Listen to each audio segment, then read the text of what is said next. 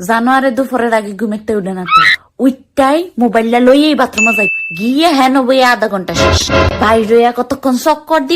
দিয়া কয়টা খাইবো এর দূর খাইবো মাছও লইতো না কিচ্ছু লইতো না সবজি তো সুইতো না একটু খালি মাংসর ঝোল দিয়া মাংসর একটা রান দিয়া খাইবো উঠটা যাইবো পানিও খাইতো না পানি শোয়াইতেও পারতেন না কি খাইছে বাসে আল্লাহ জানে সন্ধ্যাবেলা আবার ওই মোবাইলটা জব্বো টিপবো মানে এইটার ভিতরে বই থাকবো সন্ধ্যাটা হইলে হ্যার খাওয়ার বলে ক্যাবেগ ছুটি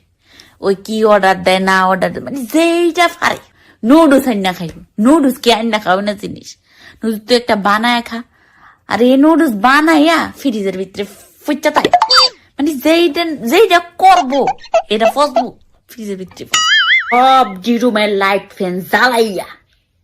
রুমটার ভিতরে বইবো ফ্যানটাও চলে হ্যাঁও চলে সারাদিন খালি চলেই ফ্যানটার একটু রেস্ট দেয় না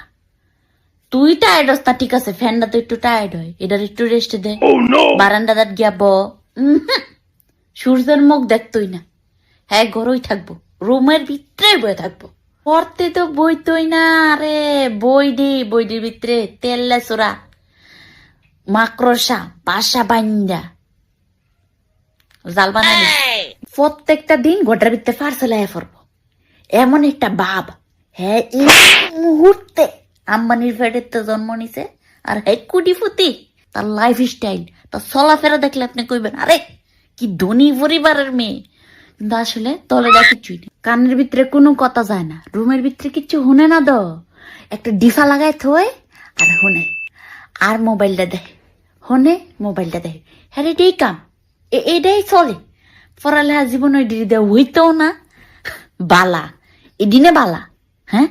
একটা কাম কোনো রকম করে লাইলে আর গরমে কোটি হন যাইতো না এক সপ্তাহ